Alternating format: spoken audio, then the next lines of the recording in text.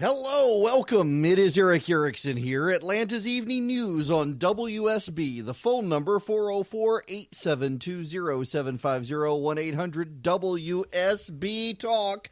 Oh, the state Supreme Court race is heating up. Beth Beskin has joined in. Remember, she was the Buckhead Republican who helped kill the Religious Freedom Restoration Act, and and is pro-abortion. She is running for the state Supreme Court, trying to portray herself as a conservative. We'll deal with that one, but we really need to start off talking about the Democrats' debate last night, and you're going to have to forgive me. In fact, if you want to call in tonight, feel free to 404-872-0750, 1-800-WSB-TALK. I have basically got a coffee IV. We did the Bourbon and Butts last night for Children's Healthcare of Atlanta. Got back home about 12:30 thanks to road construction. 4:30, woke up, thought somebody was breaking into the house. Nope, it was my wife. Tried to go back to sleep, and at 5 o'clock could hear the 10-year-old and his projectile vomit, and have largely been up ever since. It's been an exhausting overnight, 4 hours of sleep. Now, let's get into the Democratic debate. I want to begin first with Beto O'Rourke. And I desperately think it is desperate. Not great.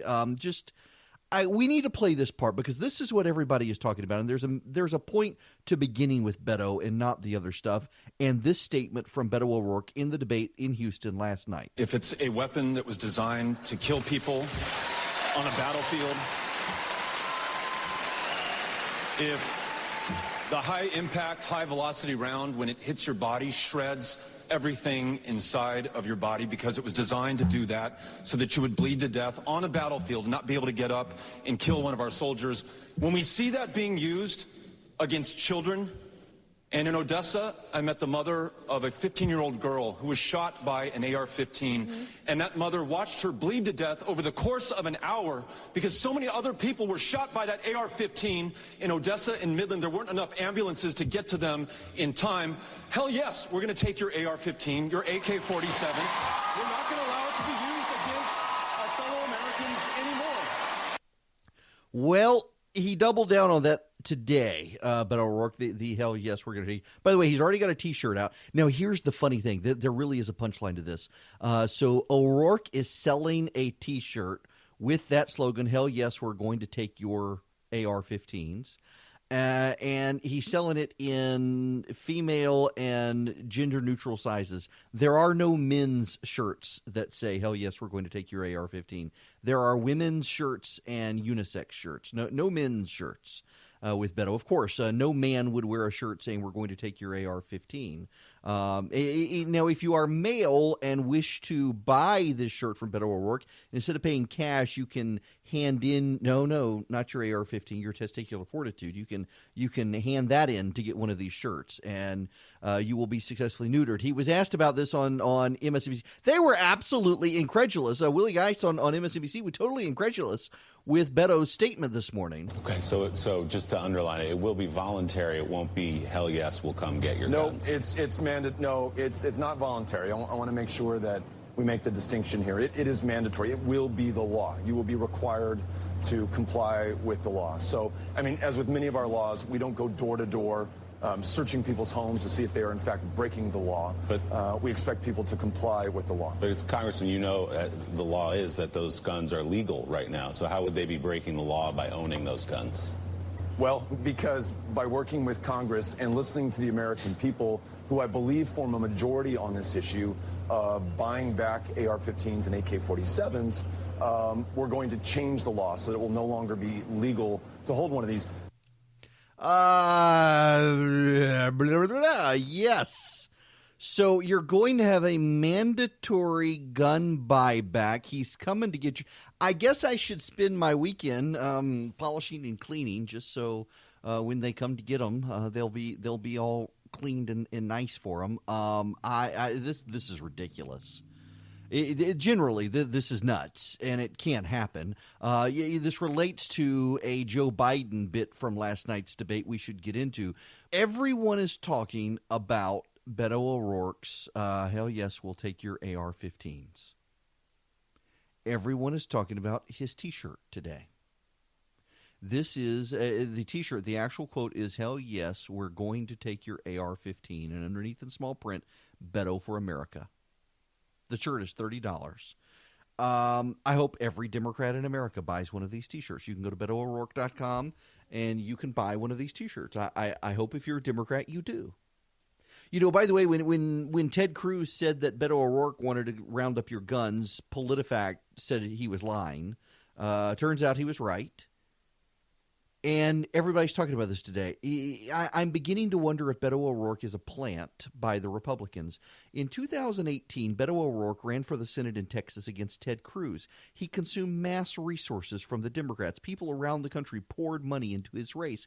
That did not go to Stacey Abrams, and that did not go to Andrew Gillum, who had better shots. Abrams would not have won, but she would have gotten into a runoff perhaps. Gillum definitely would have won in Florida. Claire McCaskill probably would have won her Senate seat back in Missouri. John Tester would not have been nearly as close in Montana had he had more resources, and a number of other seats around the country in the Senate that were in play that did not have to be in play, that the Democrats could have won but did not win, except Beto O'Rourke had all of the money. And in Beto O'Rourke having all the money, he didn't share with other races. He didn't need all of the money he raised. In fact, he's able to do what he's doing right now because he raised so much for the Senate last time. And that money could have been spent by Democrats elsewhere, and it wasn't, and it potentially cost them the United States Senate. It certainly didn't help them in Texas. He came close against Ted Cruz, but he was not able to get past Ted Cruz in Texas. And now he's out this year, and he's got everybody talking about the Democrats wanting to take your guns. That is an issue that polls at 60% in the negative. 60% of Americans, not registered voters, not likely voters, not Republicans, not independents, not Democrats, but 60% of all adult Americans oppose gun confiscations from the federal government. And that today, after the Democrats debated last night, is what everyone is talking about. Beto O'Rourke is putting the Democrats on defensive and moving the Democrats to the left in a way that actually directly helps Donald Trump. The Republicans could not ask for a better resource in the Democratic Party than Beto O'Rourke at this moment. Beto O'Rourke stood on stage last night and declared the United States a deeply racist nation. He essentially stood on stage and said the Declaration of Independence was a lie. This is what Beto did. And in so doing, he puts the Democrats on defense. He puts the Democrats in a way that makes it difficult for them to move back to the center, because he's going to force people. You heard the crowd cheer. You heard the crowd get excited. And in getting excited, it's going to force the Democrats to adhere to it. I mean, let me play you one more little clip of Beto O'Rourke here from what he said on the Democratic stage last night. Thankfully, he didn't drop any F-bombs, but listen to this. Oh, if I can get the clip to work. I called this out in no uncertain terms on August 3rd and every day since then, and I was talking about it long before then as well. Racism in America is endemic. Come on. Creation of this country, not at the 4th of July, 1776, but August 20th, 1619, when the first kidnapped African was brought to this country against his will and in bondage and as a slave, built the greatness and the success and the wealth that neither he nor his descendants would ever be able to fully participate in and enjoy.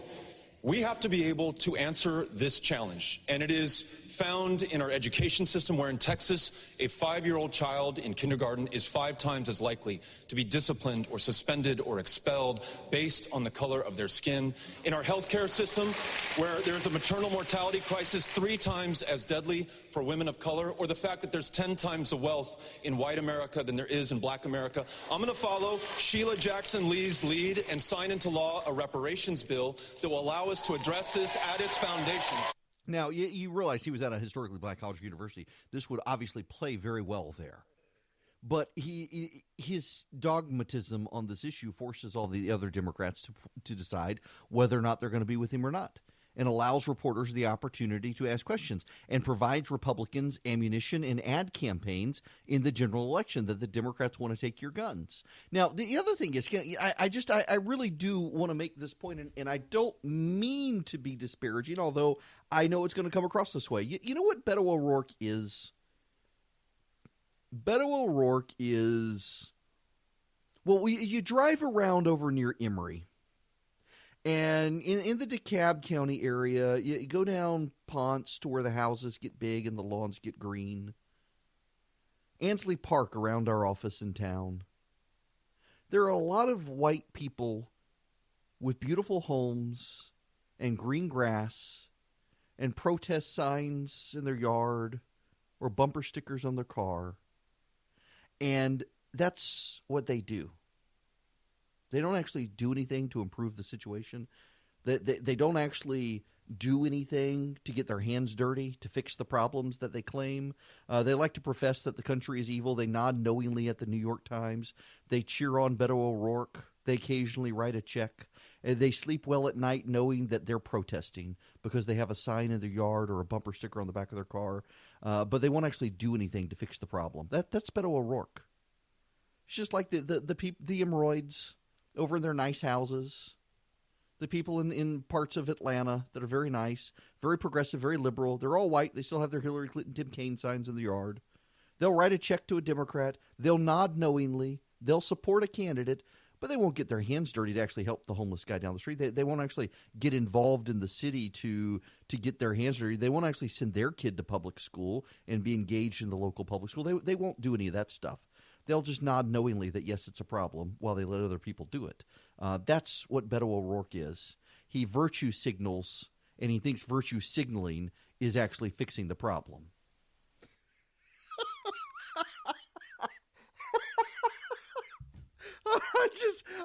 I just saw the Trumpiest Trump story I think I have seen in years. The president is at the G7, or what, when they had the G7.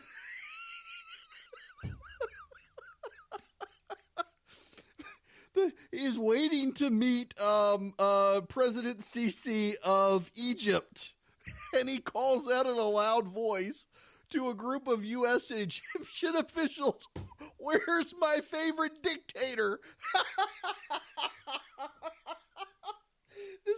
This is so him. You know, he's called me before in the middle of the night, and when he answers the phone, you say, "Hello." He says, "It's your favorite president." True. That's what he does. You answer the phone. It's an unlisted number, and you think there's going to be an operator there. No, it's him calling just directly. And it's your favorite president. Hang on. I got to click into this story. Okay, we'll get back to the debate. Hey, we'll get back to the debate. Hang on. Apparently met with stunned silence by all the people around. The subtitle of this Wall Street Journal story: Quip drew attention to uncomfortable facet of U.S.-Egypt relations. All right, we'll be back with it. Where's my favorite dictator? That's so Trump. It is Eric Erickson here. The phone number, 404-872-0750, 1-800-WSB Talk. Marty in Villarica, welcome to the program. Do you think he really doesn't understand the storm that would be released if he actually tried to start taking people's guns? No, he doesn't understand it at all. He's adult. Beto O'Rourke and his wife are super rich people in Texas, super rich white people who culturally appropriated his nickname. His real name is Robert Francis. He has never had to struggle in his life. His father was a judge and protected him, bailed him out of a hit-and-run DUI.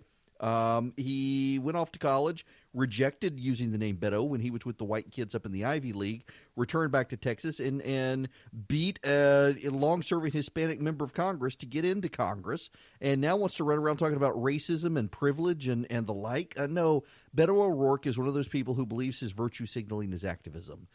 He's like a lot of the rich white liberals who live around parts of Atlanta. They think that by putting the sign in their yard or on the back of their car that they're actually doing something to change the world as opposed to just emoting.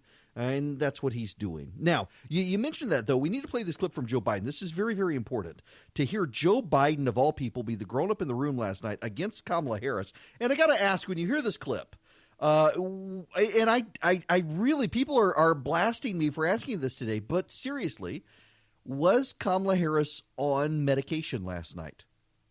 Because she sounded in some way intoxicated at multiple moments, including this one. Listen to this. You did bring up assault weapons here. You did bring up assault weapons here, and many of you on this stage have talked about executive orders. Senator Harris, you have said that you would take executive action on guns within your first 100 days, including banning imports of AR-15 assault weapons. That's right. President Obama, after Sandy Hook, more than 23 executive actions, and yet here we all are today. In recent days, former Vice President Biden has said about executive orders, some really talented people are seeking the nomination.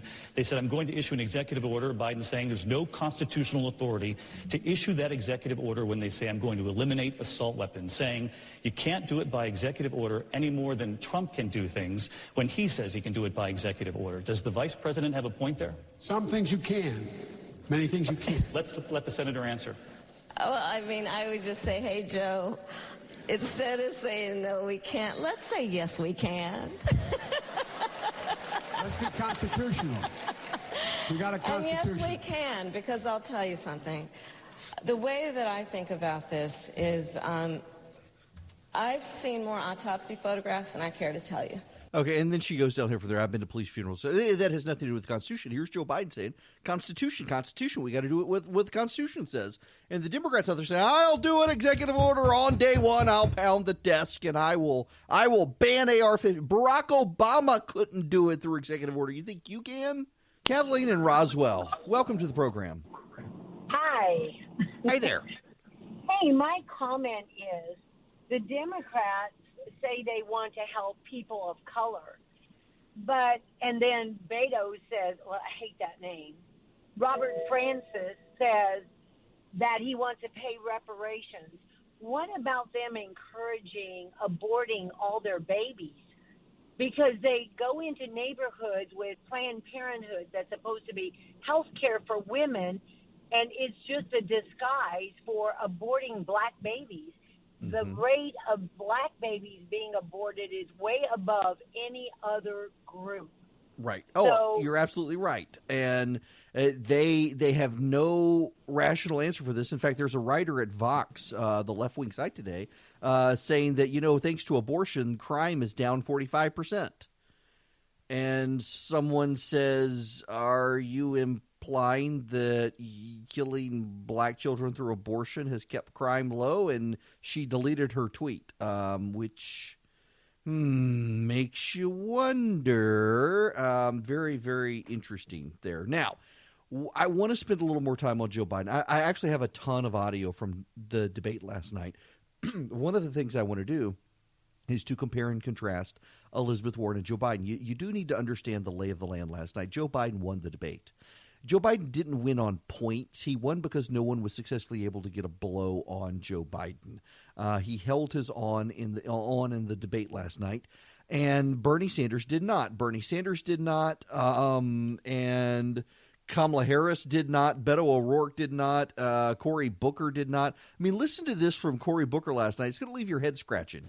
We are in the reality we are right now because, Vice President, of overtly racist policies, not 400 years ago, just in my lifetime, that we're redlining communities, disinvesting in communities. And more than just that, my kids are not only struggling with racial segregation and housing and the challenges of underfunded schools, but they're also struggling with environmental injustice.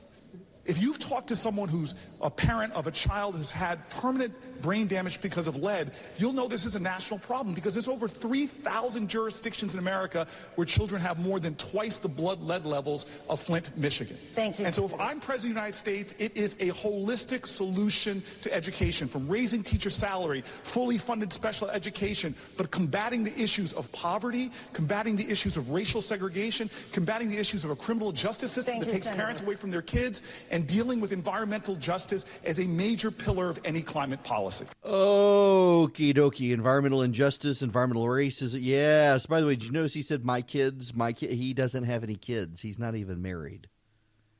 But hey, got to go for optics, right? Speaking of optics, you need to know this. You should follow me on Instagram tonight. It's E.W. Erickson, E-W-E-R-I-C-K-S-O-N. You should follow me on Instagram tonight. Why?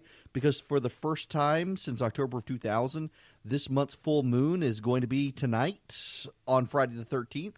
The moon will be full early Saturday morning in many parts of the world, visible on Friday, including here in the United States. We will see a full moon. Now, the next full moon on Friday the 13th isn't expected to happen until August 13th, 2049. But more impressive, this is going to be at the apogee.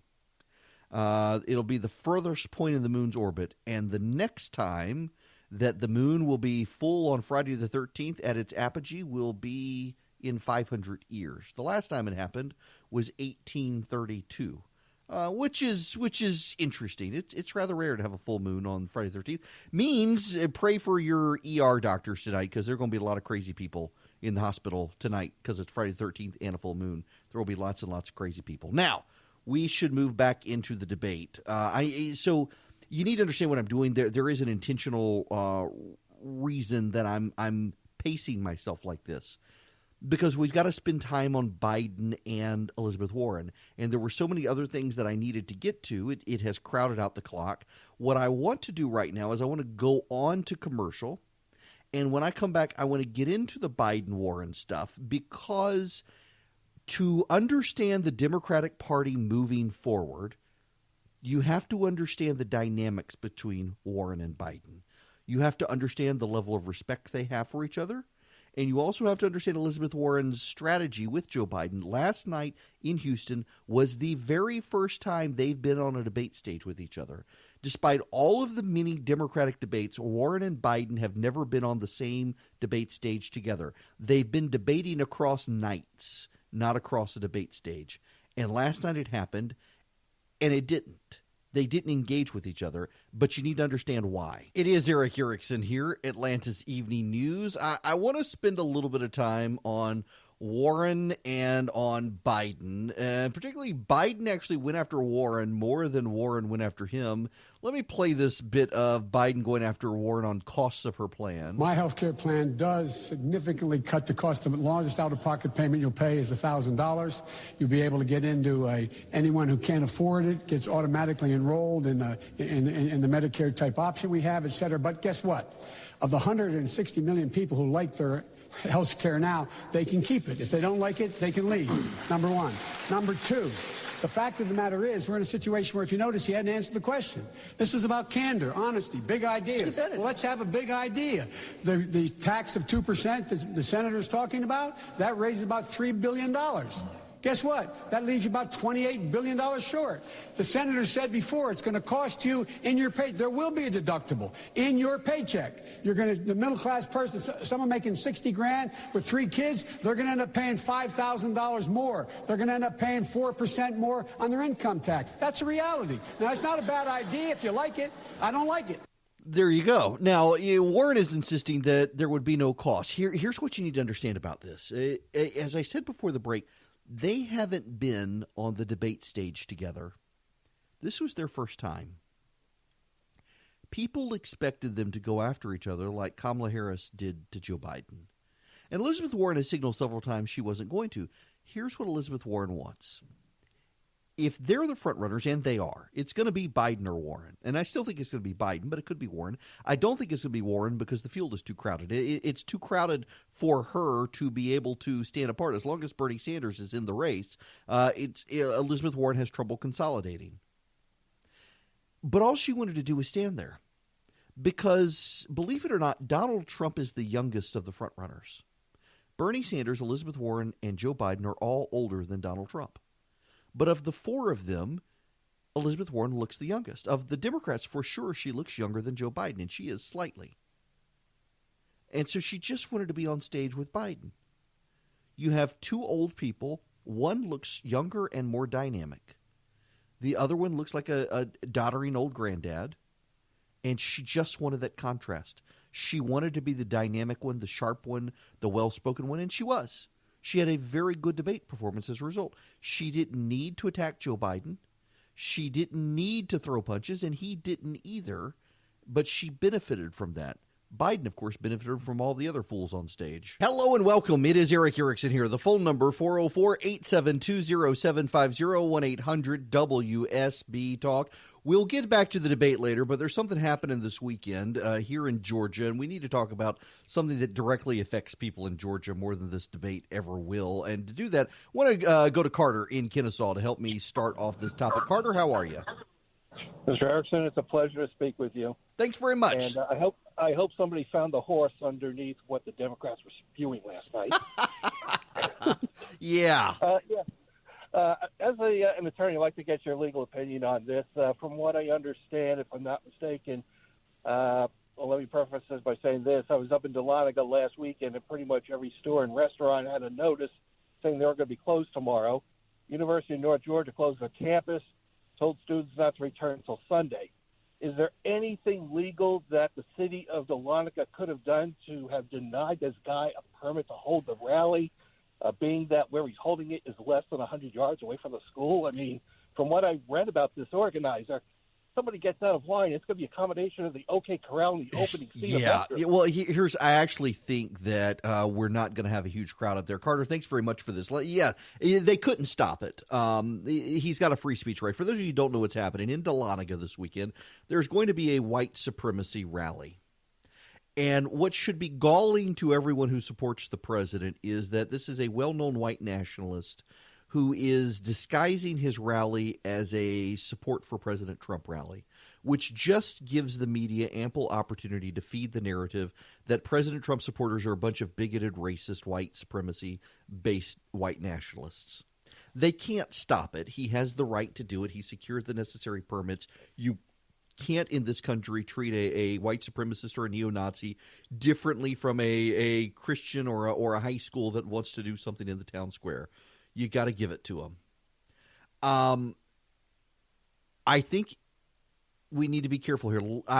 So I got a press release from CARE, the Terrorist Sympathetic Council for American Islamic Relations, that is pointing out that someone in charge of whoever controls the Lumpkin County Republican Party Facebook account liked the rally back in June. Well, of course they liked it on Facebook back in June. It was billed as a support the president rally, and that's not actually what it is. The person who did this rally is a well-known white nationalist who is deeply sympathetic to white nationalist and white supremacy rhetoric. He is smart enough to couch it as a support the president rally, hoping to turn out a large crowd that he can then say is a crowd that supports his views, and that he's already claiming that his views are more and more mainstream, that the election of the president is proof of it. Essentially, this is a man willing to allow the media to perpetuate their narrative that Trump supporters are racist bigots. He is willfully taking advantage of that to try to advance his white supremacist views. And none of you should be foolish enough to go to Dahlonega to participate in this. If you're going to go, you should show up as a Trump supporter and protest this person. Antifa is showing up, and Antifa intends – now, you should understand that the Georgia Antifa movement is like 3 or 4 emeroids and maybe a kid from Georgia Tech who all dress in black, and if they aren't smoking weed, might actually show up and do something. But they usually are too busy doing drugs to actually show up and do anything. Maybe they will, maybe they won't. If you're going to show up in Dahlonega, though, you should show up and protest this guy for trying to hijack the president's name to advance white supremacy. It is a deeply unfortunate thing. I know some friends in law enforcement who have been asked to come up there. They do expect a crowd. And people need to stand up to this nonsense that is trying to hijack and define the president's cause and supporters as being based in racism, which is nonsense. The media loves to say it. The left loves to say it. It's simply not true. But this guy makes it very easy for them to point and say, see, you had a white nationalist organizing a Trump rally, further proof of it. It's just garbage and should be denounced. Now, let's move into your calls, 404-872-0750, 1-800-WSB-TALK. Travis in Fayetteville, welcome. Hey, Eric. After Joe Biden's mental prolapse last night, I think it's become glaringly obvious that the real reason he's not going to the Iowa caucus is because he can't remember where it is. I got to tell you, the poor guy, and everybody's bashing him over the record player comment. I've got that audio queued up here. Let's listen to Joe Biden. First of all, I got to say, I thought it was really galling that the reporter asked Joe Biden about 40-year-old comments. 40-year-old wanting to bind Joe Biden to something from 40 years ago. Listen to this. Mr. Vice President, I want to come to you and talk to you about inequality in schools and race. In a conversation about how to deal with segregation in schools back in 1975, you told a reporter, I don't feel responsible for the sins of my father and grandfather. I feel responsible for what the situation is today, for the sins of my own generation, and I'll be damned if I feel responsible to pay for what happened 300 years ago. You said that some 40 years ago. But as you stand here tonight, what responsibility do you think that Americans need to take to repair the legacy of slavery in our country? Well, they have to deal with look, there is institutional segregation in this country. And from the time I got involved, I started dealing with that. Redlining, banks, making sure that we are in a position where, look, we talk about education.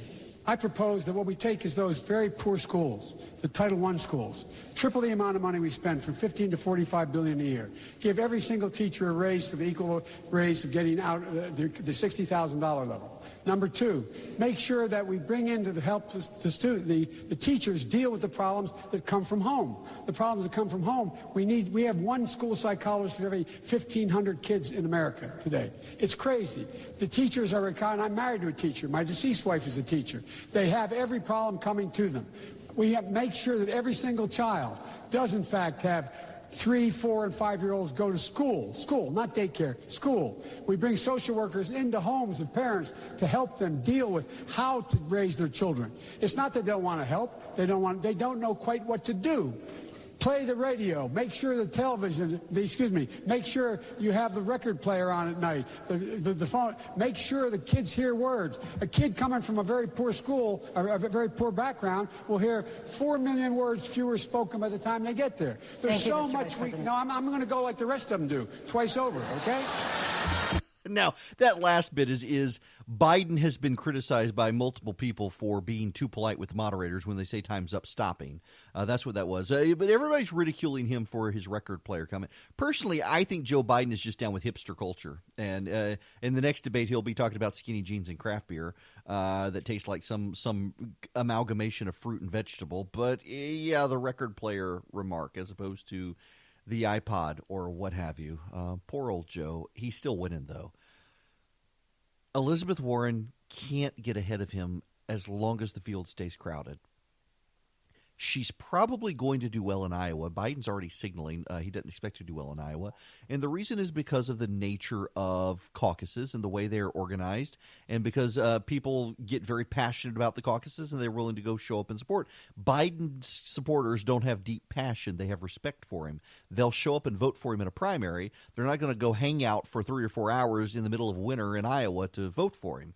But that's okay. No one who has won Iowa has ever won the presidential nomination of either party except for Barack Obama. Yeah, let me say, no one who has ever won the Iowa caucuses has ever actually won a presidential nomination for either party except Barack Obama once. That's pretty striking. Welcome back. It is Eric Erickson here. I want to go to Athens, Georgia, and talk to John. John, how are you? Hey, Eric. How's it going? Good. How are you? Good. Look, the question I have is, how did nationalism get to be associated with white supremacy and Nazism? And why is white nationalist a bad word? Okay, so nationalism is associated with Nazism because they were the National Socialist Party. But well, yeah, but if you're a nationalist, but now hang on a second, Judge. Let me give you the answer here. The one you're looking for. Most people are nationalists. Nationalism and patriotism are often used interchangeable. It is the idea of putting your nation above other nations. That's nationalism. Taking policies to advance your nation. Patriotism is pride in your nation. Nationalism is putting your nation first. A white nationalist is someone who supports the idea of a white nation. Not a multicultural, multi-ethnic, multi-demographic nation, but in particular a white nation, particularly people who believe that the United States should be a nation of white people. White supremacy believes the white race is superior to all other races. A white nationalist is one who believes that a white people should make up their own nation. And a white nationalist, for example, would still be anti-immigration to Europeans per se, because they have pride in their nation as a white nation. They would have more favorable immigration pathways for white people, but it doesn't necessarily mean they want them coming into their nation. They want the United States as a white nation.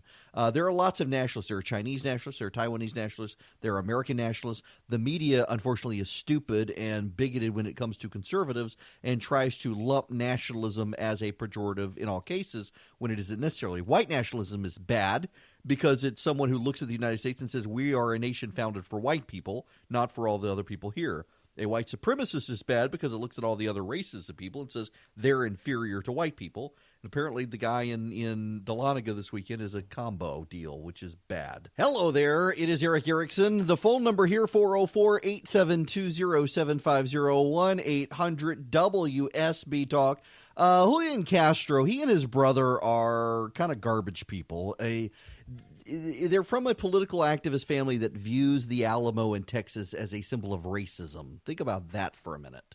And Julian Castro, they're the brothers who decided to release the names of all the Trump donors in San Antonio, Texas, and encourage people to harass them, which several of those businesses received death threats, and several of the individuals had to go into hiding because of it, and they were completely unapologetic about it. And Julian Castro last night decided to make Joe Biden's age an issue. Listen to the crowd reaction here. What I support and what you support, Vice President Biden, is that you require them to opt in. And I would not require them to opt in. They would automatically be enrolled. They wouldn't have to buy in. That's a big difference because Barack Obama's vision was not to leave 10 million people uncovered. He wanted every single person in this country covered. My plan would do that. Your plan would not. They do not have to buy in. They do not have to buy in. You just said that. You just said that 2 minutes ago. You just said 2 minutes ago that they would have to buy in. You said they would have to buy in. Have to buy in. If she qualifies for Medicaid, are you forgetting what you said 2 minutes ago? Be in for it. Are you forgetting already what you said just 2 minutes ago? I mean, I can't believe that you said 2 minutes ago that they had to buy in, and now you're saying they don't have to buy. You're forgetting that. I said anyone like your grandmother who has no money. We need a healthcare system. You're automatically enrolls people regardless of whether they choose to opt in or not. Yeah, it didn't go over so well with most of the crowd or the commentators out there. And by the way, it didn't help that Julian Castro was wrong. He completely misrepresented Joe Biden's position and did not go over well. I'll tell you something else that didn't go over well. So they were at a historically black college in Houston, Texas. You hear a lot about HBCUs, historically black colleges and universities. Kamala Harris decided to pander to the crowd last night, and her math doesn't add up. I have offered in this campaign a proposal to deal with this, which will be the first in the nation federal investment in closing the teacher pay gap, which is $13,500 a year. Because right now in our public schools, our teachers, 94% of them are coming out of their own pocket to help pay for school supplies. And that is wrong. I also want to talk about where we are here at TSU and what it means in terms of HBCUs. I have, as part of my proposal, that we will put $2 trillion into investing in our HBCUs for teachers because one, as a proud graduate of a historically black college and university, I will say that it is our HBCUs that disproportionately produce teachers and those who serve in these many professions. Yeah, $2 trillion Kamala Harris wants to spend. You got Elizabeth Warren claiming she can do everything for everybody under the sun with all of her money, and you got that. And the math for none of them adds up. But they keep saying this stuff, and that's kind of what Joe Biden was getting at. I played that clip earlier where he just continues to maintain and insist that they can, at least Elizabeth Warren does, she maintains and insists that she can do everything with her 2 cents, and she can't. Okay, this is from Elizabeth Warren the other day. I want to play this for you. Because now comes the fun part. What can we do with 2 cents in America? I'll tell you exactly what we can do. First, we can have universal child care for every baby in this country age 0 to 5. 100% of them. Yep. Universal pre-K for every 3-year-old and 4-year-old in this country. Raise the wages of every preschool teacher and child care worker in America.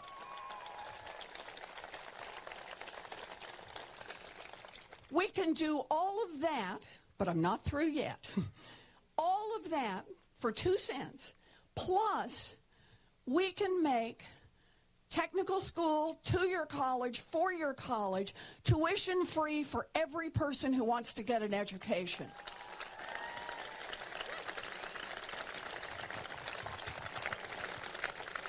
Plus, we can level the playing field, put $50 billion into our historically black colleges and universities. Yep. And I'm still not through. We can do all of that and cancel student loan debt for 95% of the folks who've got student loan debt. Think about that. 2 cents. And by the way, we'd still have a couple of $100 billion left over if we did that. That tells you how far off this economy has gotten. Yeah, and this has become her stump speech. Here she was the other day in New Hampshire. And there's another way we can make this economy work for everyone. It's time for a wealth tax in America. Yep, 2 cents. You got it.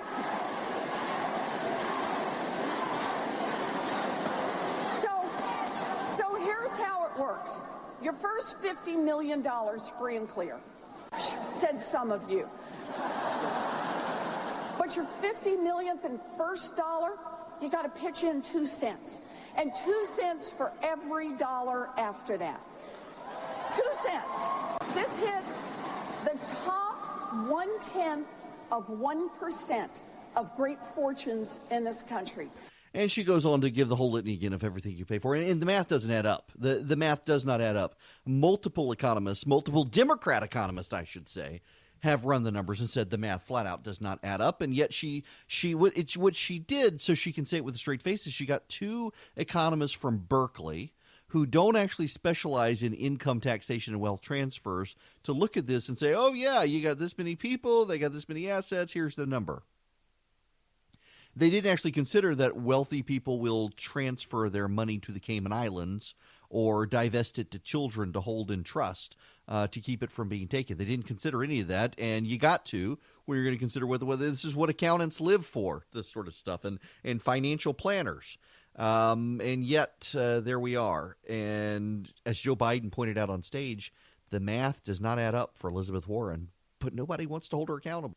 Let me leave the debate last night and go to something related to the debate. Robert Johnson, he is the founder of BET, highly regarded billionaire, highly, highly regarded in the black community and across the nation. And he had this to say on CNBC. For African Americans, the trend continues to be favorable. The more African Americans have entered the workplace in the last cycle, more African American women are getting hired in the workplace, and the unemployment rate has drifted downward. Historical levels. Yeah. So when you look at all of that and you say, where is that coming from? And it's coming from business people hiring more minorities.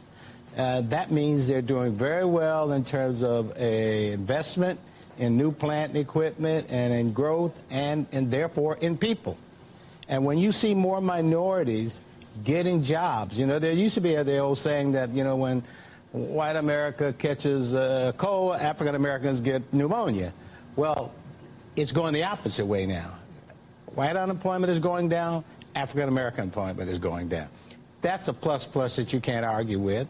And as I said earlier, I give the president credit for doing positive things. You know, the president's economic strength in the black community is going to resonate. The lowest unemployment in the black community, Hispanic community, Asian American community, just amazing work there.